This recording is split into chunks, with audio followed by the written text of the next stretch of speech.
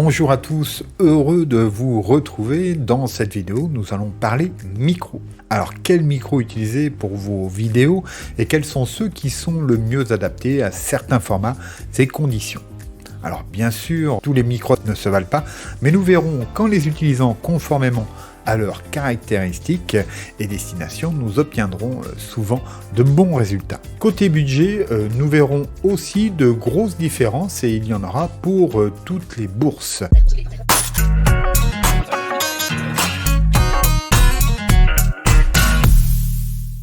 Nous allons parler microphone, vous savez ces trucs qui convertissent les variations de pression sonore en signaux électriques. Alors sans entrer trop dans la technique et pour faire simple, chez les micros il y a deux grandes familles, les micros statiques et les micros dynamiques.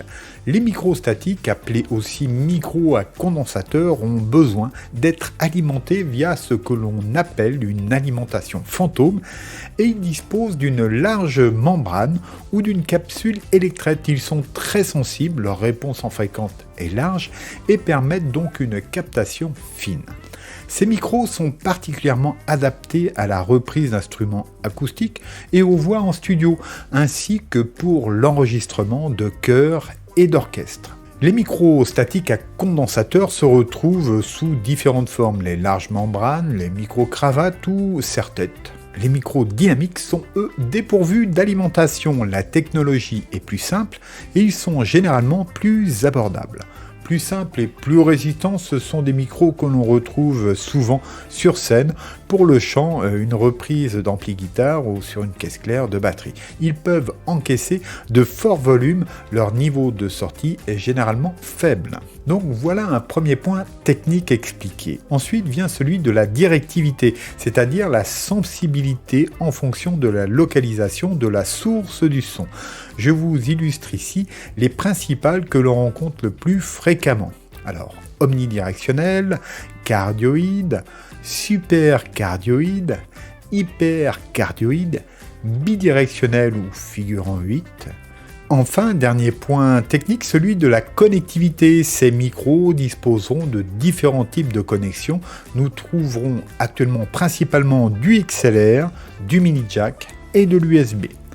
Pour les statiques à condensateur, le XLR est de rigueur afin d'acheminer l'alimentation fantôme en 48 volts. Pour ceux qui se connectent en USB, eh bien, c'est l'USB qui alimente. Pour les statiques électriques comme le micro-cravate ou canon, ils peuvent être alimentés par pile ou batterie et adoptent généralement une connectique mini jack. Certains canons seront disponibles aussi en XLR. Ensuite, du côté des dynamiques, ce sera aussi du XLR mais sans alimentation, voire du jack 635 ou autre grâce à des adaptateurs. Eh bien, place au micro. Aujourd'hui, je vais brièvement vous en présenter 6 qui correspondent à différents types d'utilisation et qui peuvent d'ailleurs se recouper.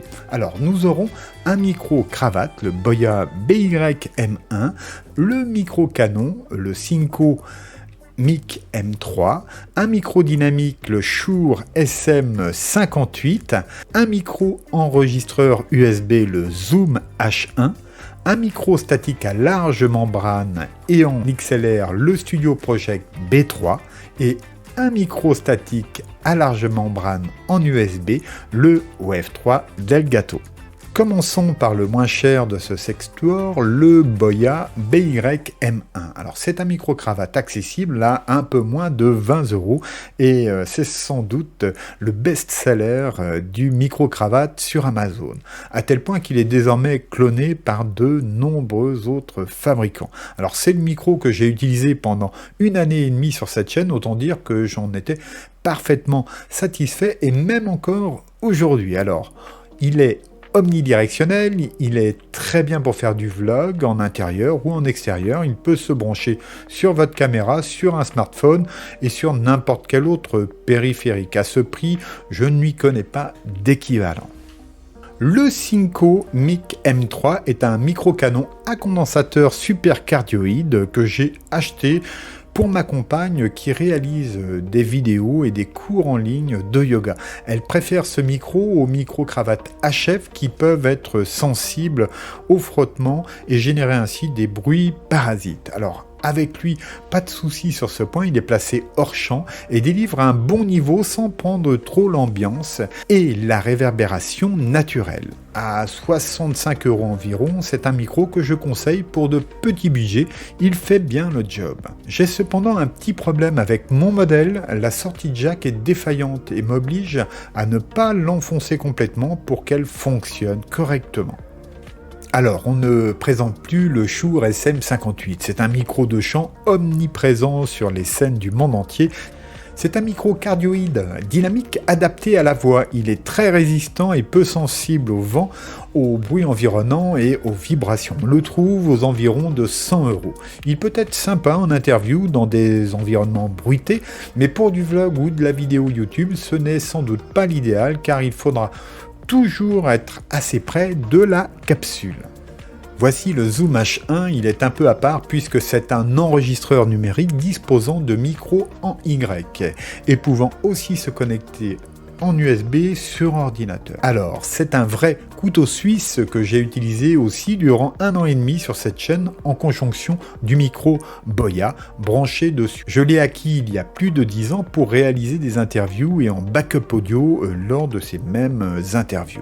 Alors, aujourd'hui, il fonctionne toujours à merveille et m'est toujours utile. Il est disponible en V2 sous le nom de Zoom H1N pour une centaine d'euros. Alors, si vous avez besoin d'un micro, plus d'un enregistreur, plus d'un micro USB, plus d'une petite carte son, il n'y a pas mieux, foncez. Voici le Studio Project B3. C'est un micro statique à condensateur et à large membrane que j'utilise en home studio pour le chant, les chœurs et les instruments acoustiques. Alors il est lourd, sensible, précis, il est d'un excellent rapport qualité-prix.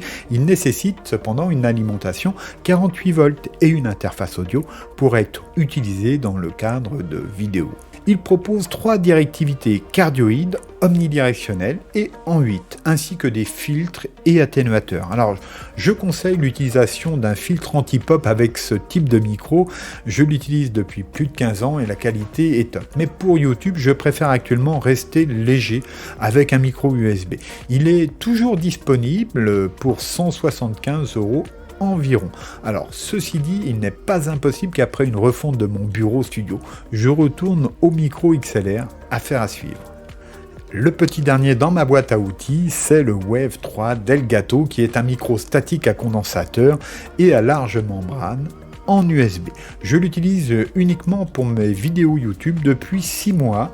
La partie micro a été développée par Lewitt, qui est un concepteur et fabricant allemand qui développe une belle gamme de micros. Alors Elgato s'est chargé lui de la partie logicielle et de l'intégration. Personnellement, ce micro me simplifie grandement ma vie de youtubeur et d'utilisateur quasi quotidien d'OBS grâce à sa partie logicielle qui crée une table de mixage virtuelle à partir de tout ce qui se joue sur mon PC.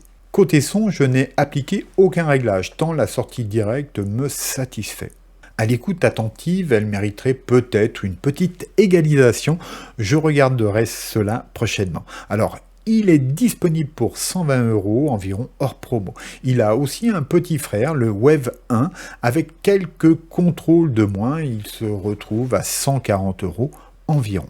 Voilà, les présentations sont faites et si nous passions au test audio. Donc là, je ne vais pas vous sortir de graphiques ni de chiffres, mais je vous propose d'utiliser nos oreilles et j'aimerais bien que vous me disiez ensuite en commentaire celui ou ceux que vous avez préférés. Alors juste un instant avant de poursuivre cette vidéo, car pour le développement de la chaîne, j'ai besoin de votre aide et de quelques secondes de votre temps. Alors je vous demande une petite seconde pour cliquer sur le petit pouce bleu ci-dessous et aussi pour vous abonner. Cela m'aidera beaucoup pour développer cette chaîne et cela me fait aussi toujours plaisir. Merci. Donc pour ces tests, je vais lire avec chacun le même texte et je ne ferai aucun traitement sauf sur le volume pour ajuster un peu les niveaux. Allez, c'est parti. Je parle actuellement sur le Boya BY-M1. Le micro est accroché à ma chemise à 20 cm de ma bouche. Je vais parler un peu à gauche, un peu à droite et m'éloigner du micro pour voir comment il réagit. Je rappelle que je parlais devant le micro Boya BY-M1. Je parle actuellement sur le Synco Mic M3. Le micro est devant moi à 20 cm de ma bouche et je vais parler un peu à gauche, un peu à droite et m'éloigner du micro pour voir comment il réagit. Je rappelle que je parlais devant le micro Synco Mic M3. Je parle actuellement sur le Shure SM58. Le micro est devant moi à 20 cm de ma bouche et je vais parler un peu à gauche, un peu à droite et m'éloigner du micro pour voir comment il réagit. Je rappelle que je parlais devant le micro Shure SM58. Je parle actuellement sur le Zoom H1. Le micro est devant moi à 20 cm de ma bouche et je vais parler un peu à gauche, un peu à droite et m'éloigner du micro pour voir comment il réagit. Je rappelle que je parlais devant le micro Zoom H1. Je parle actuellement sur le Studio Project B3. Le micro est devant moi à 20 cm de ma bouche. Je vais parler un peu à gauche, un peu à droite et m'éloigner du micro pour voir comment il réagit. Je rappelle que je parlais devant le micro Studio Project B3.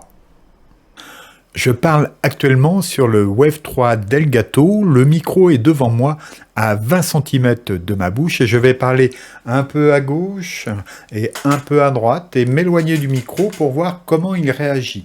Je rappelle que je parlais devant le micro Wave 3 d'Elgato. Alors, qu'en pensez-vous? Je vous rappelle que sur ces enregistrements, aucun réglage ou traitement n'a été fait. Pas d'égalisation, pas d'effet, ni compression, rien. Personnellement, cet exercice m'a rappelé qu'avec chacun des micros présentés ici, il est possible de produire un audio de qualité pour des vidéos YouTube. Et donc, pour chacun de ces micros, il est possible de corriger et d'améliorer encore le rendu. C'est ce que je faisais d'ailleurs avec le Boya, le Synco ou le Zoom. Alors, dites-moi si le traitement audio d'ailleurs vous intéresserait. Alors, je sais qu'actuellement, il existe toute une gamme de micros accessibles et qualitatifs pour différents types d'utilisation, dont j'ai vu des tests et qui me semblent aussi très sympa et dans tous les budgets. Alors je vous ai mis en lien ci-dessous dans la description les liens vers les micros utilisés dans cette présentation et certains d'entre eux sont affiliés. Cela veut dire que si vous passez par eux pour acheter votre prochain micro, je percevrai un petit pourcentage qui aidera au développement de la chaîne sans que cela ne vous coûte plus cher. Alors, il ne me reste plus qu'à vous souhaiter une bonne rentrée. N'oubliez pas que je vous attends dans les commentaires ci-dessous pour continuer la discussion. Je vous dis à bientôt, bien à vous, au revoir.